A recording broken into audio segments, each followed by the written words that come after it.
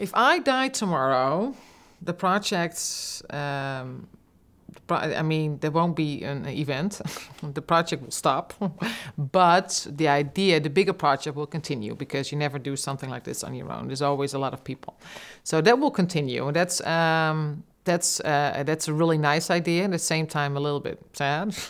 And then it just kind of grows and develops on its own. And, you know, you're involved and that's great, but it's not yours anymore. So that will definitely, so this whole idea, I mean, there will definitely travel places and it's fantastic. That's how it goes. But for me, it has really changed something in how I see my work. And it also helped me to really stay aligned with what I really want.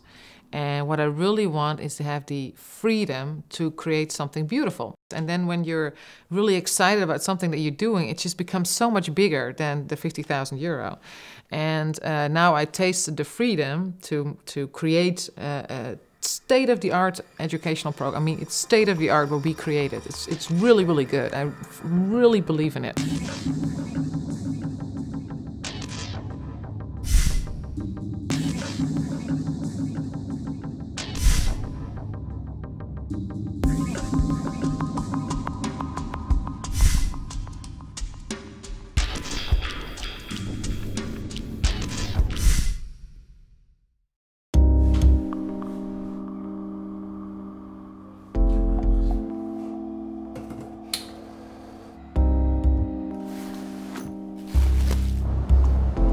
Our students are always learning about trends and developments and issues while they are taking place or after the fact that. So we're always kind of running behind whatever is happening in society. They are the next generations. Why are they not being partners in that conversation?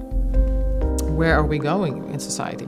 So that sense of agency and that idea, like uncertainty, I just really wanted to do something with that. So when I came across Futures Literacy, I thought, yeah, this is it.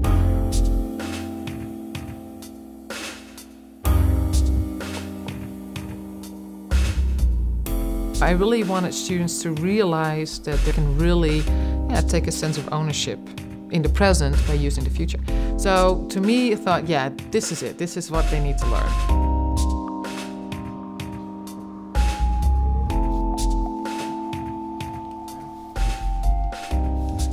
I never thought about becoming a teacher because I thought, you have all these awful kids who will just, teach you and just are bullying you all day, because that was my impression of school. Or it's really lonely and it's just not a happy environment. And it never dawned on me that I could actually enjoy teaching. Our next speaker is the Dean of our School of Communication, Media and IT. Please, a warm welcome for Trini Faber. Don't walk away, Loes. Before I begin, I would like to tell you that she just received the National Award as Lecturer of the Year from our whole country. We are very proud of that. It's a small country. Loes, ladies and gentlemen, received the first Comenius Teaching Fellowships for Innovation in Education. Please keep up the excellent work and please keep inspiring your students. Loes, thanks for everything you did. This feels so good, whether I win or not, I don't really care anymore. This is for me is already a win. To just have an opportunity to kind of explore what kind of teacher I am. That's the biggest win for me. And when other people recognize that, so they recognize authenticity, they recognize passion. Ze zijn trots op de Hanse Hogeschool. De beste docenten van heel Nederland geeft hier les. Ze is voorgedragen door haar eigen studenten. Ik ben altijd al wel een beetje fan van haar geweest. Het is altijd weer afwachten wat we gaan doen in de les. Leuke vrouw, spontane vrouw en kan er altijd een beetje mee lachen. Ik vind dat ze gewoon heel erg goed les geeft en dat we echt ook zelf best wel veel vrijheid krijgen in de les. Volgend jaar. Volgens de jury onderscheidt Loes zich met haar lessen door haar passie en persoonlijke aandacht. De docent vindt het zelf belangrijk om vooral niet stil te staan. Practice what you preach, zeg maar. Dus als je vindt dat studenten kritische denkers moeten worden, moet je dat zelf ook kunnen laten zien. As ESO, we organize the Teacher of the Year contest every year. And our main focus points are quality of higher education and accessibility. Because we think that quality of teachers needs more attention, and teachers are very important also for students. So it was so good to hear that it changed her whole life, and it's great to see what she did with it.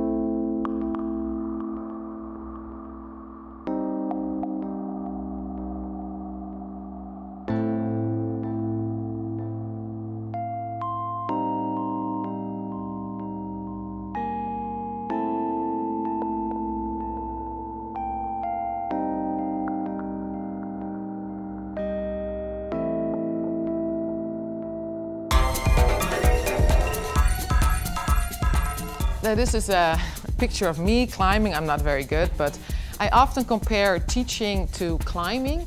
And the reason why I do this is that teachers and students are always connected. So when I'm climbing or teaching, I compare myself as a teacher to the belayer, the person who stands on the ground and gives out the rope. And the student kind of goes off exploring the rocks, and sometimes that student goes really, really far over the ridge and you can't see the climber anymore. You're becoming a lot more distant, but you're still together. But that togetherness for me is the key of the teaching partnership. But the biggest connection is that there's trust. And this trust is crucial to your climbing adventure. Students are the explorers. We're just giving out the ropes and creating a safety net. And this is really, I came to think about, the basis of all collaboration. You have to trust each other's intentions.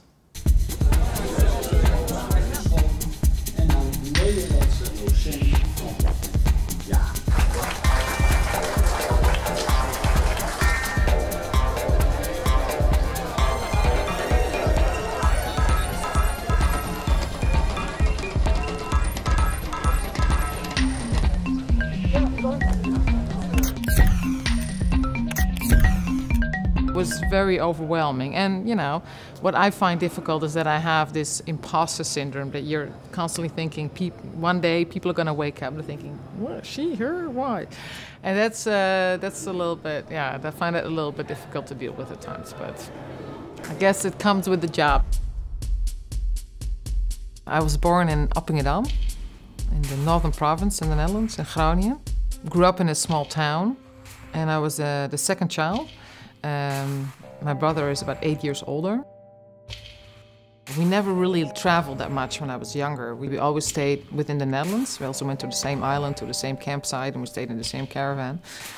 And I just remember a certain restlessness.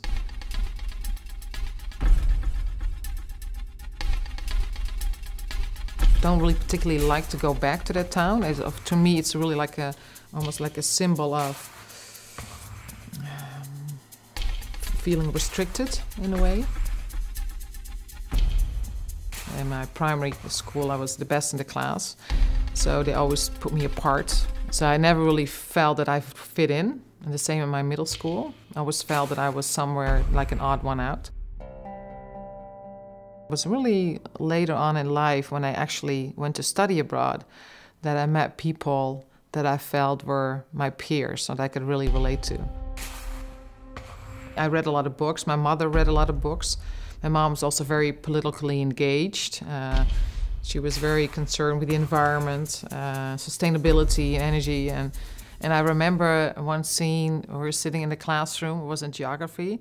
And I loved geography because I had a great teacher, and he was always showing all these countries that he had been to. And I thought, wow.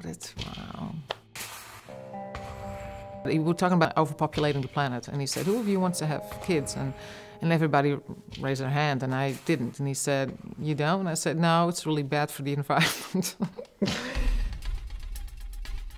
I was really raised with a sense of agency that, you know, the world matters, and you're a part of it, and it's important to do something about it. And my parents, with my mom especially, we talked about politics. So from a very young age, I was always kind of aware that there were differences and inequalities. I was meant to travel, or I was meant to explore. And later, the second trip, I think, was Prague, on a school trip. And while everybody was just partying on the bus, I was just glued to the window and looking you know, at a landscape, and we're only driving through Germany. I was already so excited that it looks so different. So then I got kind of the travel bug. Wow, there's so much out there that's never really gone since. It's still there, so.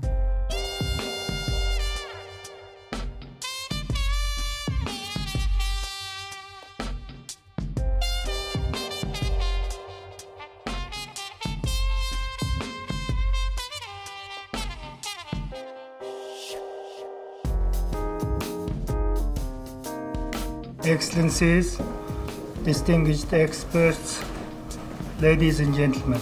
It is a great pleasure for me to welcome you to this special Futures Literacy event sponsored by 6 delegations: Finland, Morocco, Netherlands, Nigeria, Tunisia, and Uruguay.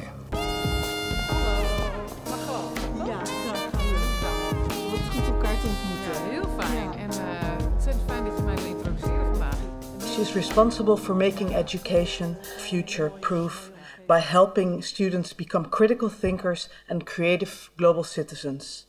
Ms. Damhof earned her master's degree in modern literature at the University of Groningen, but left the Netherlands soon after that.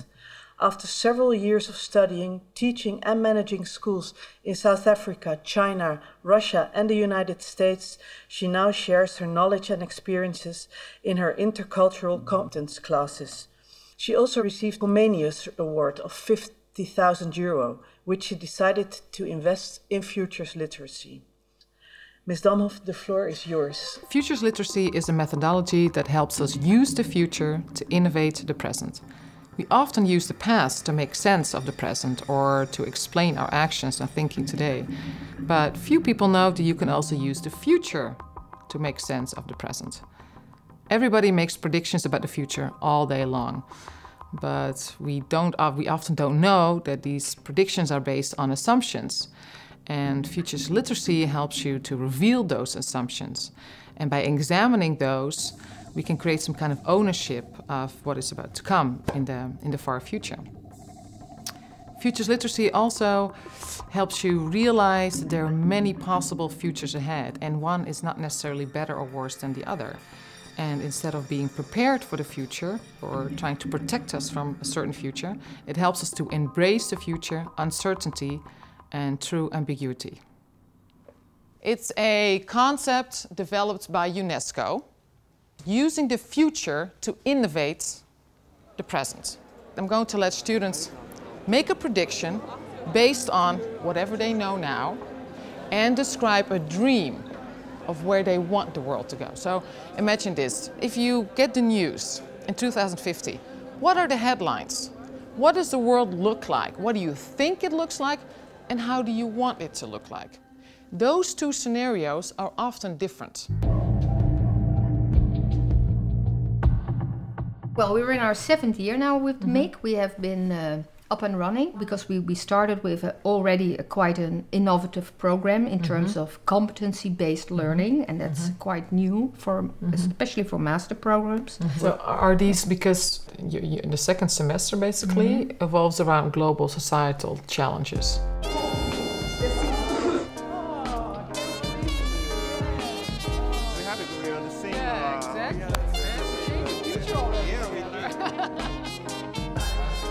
Yes, I'm a teacher by heart, and for the last few years I've been wondering about 2 things in higher education in the Netherlands. The first thing was that we say that we want to teach students 21st century skills. That is one of the biggest issues in the Netherlands.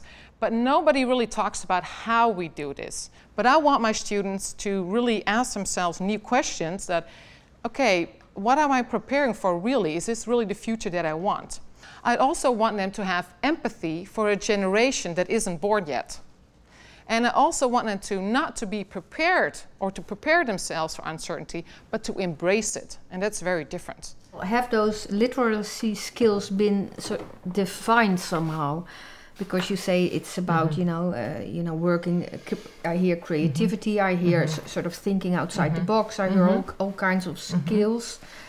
And have they been somehow defined? Yes, I have to say though, there's a lot that I don't know yet. Okay. But we talked about how can we make this not only interesting for students and workable, but also sustainable. Yeah. So we thought if we take like a 2-week and intensive period, that's what we talked about back then, an intensive period where students do not only kind of go through the process surrounding a certain theme, around a certain topic, but also can we also teach them at the same time the skills to facilitate that kind of innovative thinking in their own projects. Yeah. So they kind of take it with them and become facilitators, future literacists themselves. How can we fit this in our program, for example? We were talking about that. Then we have to look at where does also this UNESCO fit in. UNESCO, first they have this idea, because I was talking about master students, they were like, ooh, I know, isn't that just too, what you're just saying, like too theory driven? Yeah. Can they actually learn by doing? Yeah. So they were saying that can they work together with companies, can they create a collective intelligence with the client? And I'm like, that will be wonderful. Yeah. I need to go through this process myself first. So last year I flew to Paris, to UNESCO with 2 colleagues to become future literate in one of the No labs here. Then we had an expert coming to Groningen, my city, to create deep knowledge or help teach us deep knowledge about future literacy. Driving with my family to a foreign establishment. But just lie yes. And then we went to Milan to host our first No Lab, which was a very good one, by the way. A lot of the participants said that this No Lab was about the future of international communication, was life-changing. And some of them said, I loved it and I hated it because it made me think about things that I didn't want to think about. And my instinct was, that's great.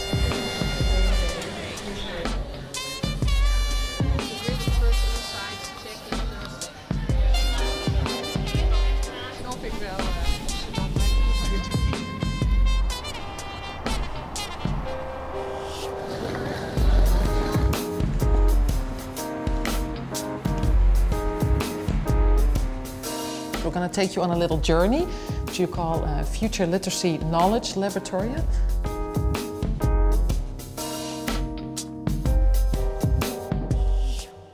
So we went through, as teachers, as faculty, became a blueprint of what our students are going through as well. So we wanted the students to become change agents. Natural connector as communications. We should use our force. It's also a fantastic exercise in critical thinking and in self-reflection, as you will notice, in examining your assumptions, in examining your expectations, your values, and everything that is lying underneath.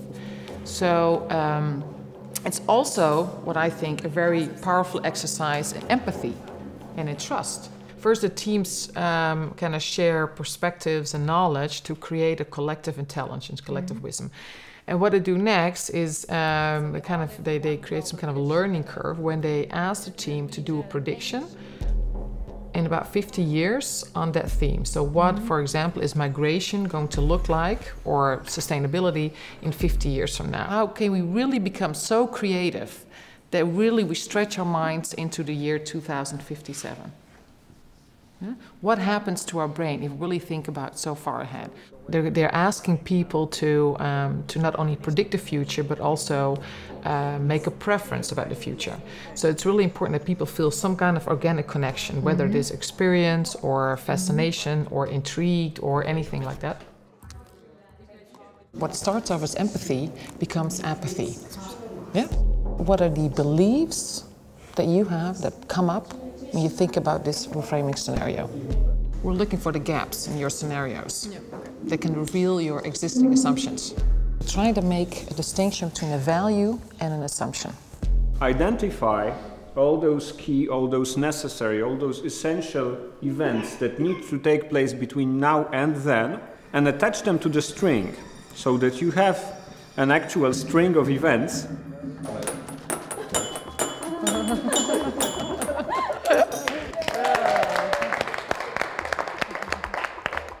People above technology.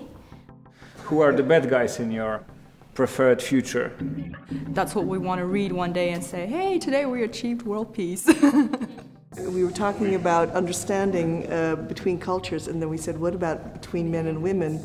And all 4 of the women said, oh, but that's never going to happen. I'd like to have some guidance because I feel it's part of it is the group, the dynamic in the group, and also the personalities.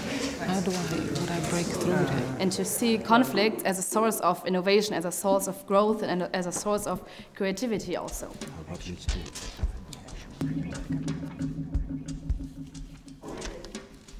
Is dat handig? Here?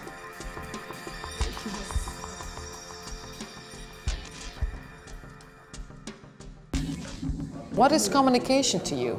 Emotion. International communication can be exciting, but it can also be intimidating, just like a roller coaster. I see communications like fireworks. My dream would be then and don't laugh. I think everyone in the world loves music, and it's maybe become the common language for everybody. I think that's a wrap. Good day.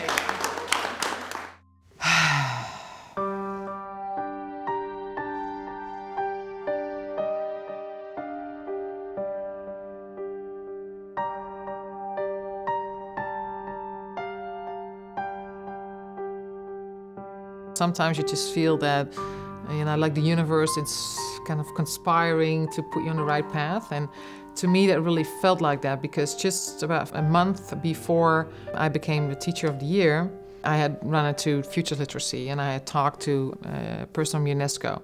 So for me, it was a very logical chain of events that just happened. And I thought, yeah, of course, this is what I'm going to do. So yeah, and I haven't regretted it since. UNESCO has been able to experiment. UNESCO has been able, as a laboratory of ideas, to work with people all around the world to say, how do you use the future? And today in the world where people are constructing their identities, where diversity is something that people are sometimes very powerless to feel strong and comfortable and confident with, as we face that challenge of building our identity in a world that's interconnected and a world that encourages us to express ourselves, one of the questions is, how do we use the future? And there again, the work that UNESCO has been doing around futures literacy, I think responds, is a reflection of these times. I really want to thank UNESCO, and especially Ril again, for being my inspiration, being my focus, well, basically being my life for the last year. This has really changed my way of thinking of teaching.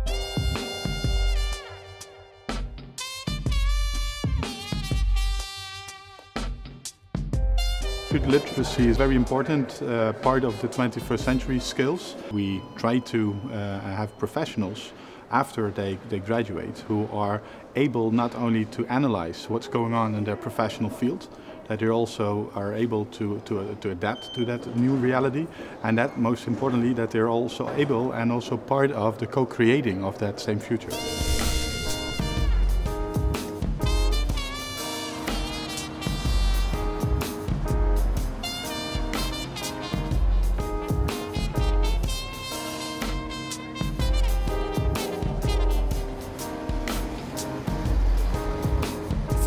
Who are here thinking, I have no idea what we're going to do. That's really good, because we're here to learn how to embrace uncertainty. So it's all part of the process. The last 2 weeks, we have been helping, guiding, training students, 20 students of 4 different master programs from all the corners of the world, from different disciplines, to become futures literate. They're taking their knowledge and acquired skills and attitudes and insights by helping you becoming future literates as well. So if any of you thought, well, you can just sit back and relax and listen, no, no, no, no, no. Thank you very much for the investment you're all making in an experiment in changing the way we use the future. I'm a facilitator today, so I'm part of a 20-person team. So we come from different master programs, and then we facilitate the method of future literacy, and then we have guests from education, from different schools. This is more to explain it. So we have 4 layers, and of course it's an iceberg, so what you see, basically, what you see mostly is the top of the iceberg. So maybe that social interaction, what you're saying, will also change. Future, what is now, It's actually amazing that what happened in 1 year, you know, from the initial thoughts and talks we had about this, and now how it's, you know, all coming together in this great event here at the Apple. So it's really about life skills, self-learning. I really got inspired during these 2 weeks. It wasn't enough to stay at the No Lab until 6 in the evening. I came back home all the time, writing down thoughts, and that's what really makes valuable. Well, my main dream after this program, for sure, is to foster the spread of intercultural skills. It comes from the concept of embracing diversity, which I think is really the driving energy for the future, and the driving energy for my dreams to actually become reality. It's more a purpose, the value which is behind the establishment of a system that leads to that precise outcome or litany. We just went through a causal layered analysis of the predicted future of education in 2057. But now we're on to the next stage, and that is our hope scenario. So I want to ask you to close your eyes again. That's right. And transport yourself into the future. Then it was the downloading information into the brains.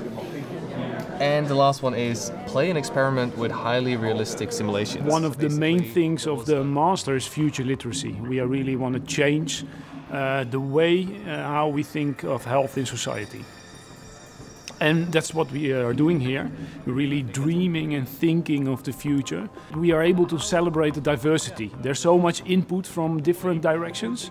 And it's lovely to see on a table like this how quickly you come to other ideas. We're really standing on the shoulders of each other. We're lifting each other up. It's good vibes. I imagine a future without wires. No wires. We hebben heel veel professional masteropleidingen waarvan we zeggen een kernpunt is daarvan dat mensen een change agent zijn of worden. En dit is hier denk ik een heel goed hulpmiddel bij. That's completely irrelevant. It's only really about how can you make sense of the world around you. Did I explain it well? Yeah. Okay. The vibes going on here are stimulating, exciting, and I think that that's really a tribute to the institution and to the people here, which is not every place I go has the kind of risk-taking and at the same time enthusiasm. A lot of people talk about innovation, but not a lot of people walk innovation. So I think this is an experimental place, an innovative place. These stickies are hopes and expectations. Okay. And we use a technique for mining the meaning of what people have said, called causal layer analysis. Het onderwerp is spannend, maar eigenlijk vind ik het leukste om te zien wat er nou gebeurt als je aan een docent, een topdocent, de ruimte geeft van wat vind jij nou belangrijk en wat wil jij nou echt verder ontwikkelen en dan te zien wat dan het resultaat is. En dat heb ik vandaag gezien en nou ja, dat spatte er wel vanaf. Ideally, we are able to distinguish some kind of storyline going through the different levels. But well, we just have to see what happens. But is it okay if we, for example, combine a sticky note from myth with system? Yeah, of course, most definitely. Yeah, it's great to see what the title Teacher of the Year brought her and what she did with the amount of money she won. And it's so amazing to see how all these people are involved in her ideas. She was thinking very much about how am I going to use this opportunity, how am I going to use this grant, but also how am I going to use this year in order to really make a difference. And she came up with wonderful ideas. And what I like so very much is that after a year I can now see that she stayed true to her ideas about what true innovation is, but she also achieved very concrete goals. And I think that's a fantastic combination. Uitzondering van We hope that we have showed you just a very tiny little peek into the world of futures literacy. That it's not as much about the future as it is very much about the present. It's about embracing uncertainty, not to prepare for it, but to embrace it, to use the future to make sense of the present.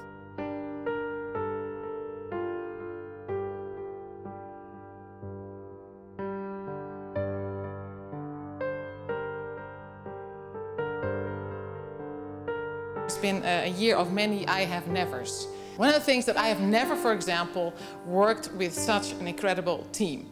Alice, Annette and Lilian, my sisters on a common journey.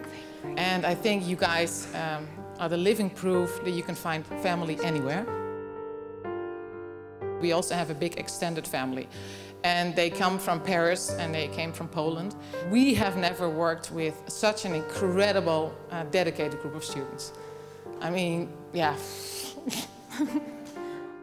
But I could not have been prouder of our students who were didn't really know that they would become future literates and didn't really know that they were going to facilitate. We've never worked with a group so intensely, so dedicated and so smart.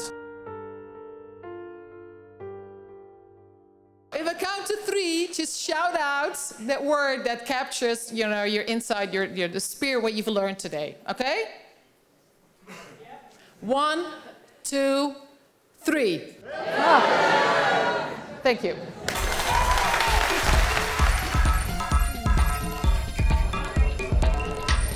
Oh, there are drinks. Well done. Well done.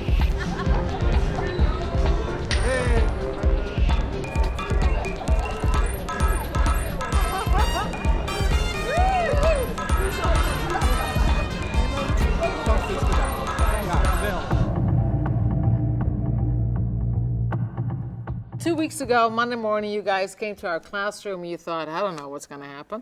And there's something about the future and we'll see whatever happens. And we took you on a very intense journey for 2 days. Now, not only are you futures literate, you also really are able to guide really big egos. You guided them through a very difficult and complex process. And I did not see once anybody panic. Or thinking, I don't know what to do. Not once. That is a tremendous achievement. I mean, kudos. Most of you didn't know each other, and somehow you really transcended national borders, cultural borders, disciplinary borders, and you created this really positive vibe and safety and trust among each other that allowed you to learn and to become future literate. And that is not a small thing. That is really, really, really great. That's what you did. These 2 weeks were so amazing. We felt so proud to be a part of this team. You gave us so much, like, we are doing it right, and you gave us confidence, and we did it together. Encouragement. Yeah. I've never worked so hard. I just did it because I felt free to really follow my instinct, to follow my intuition. And now I've tasted that freedom. I can't go back in a restricted environment when I have to follow somebody else's plans. And I don't think I have to, because this has given me an opportunity to follow my dreams, and at the same time it also reminded me of what I really, really like doing. So and the moment you realize that this is what you want, there's no way back. We've created something beautiful, something very valuable, something life-changing for our students. We've created a community. We have created almost kind of a movement and a very strong sense of community, of involvement and engagement. I just want to move that forward. And if that's not, wherever that's possible, that's where we'll take it.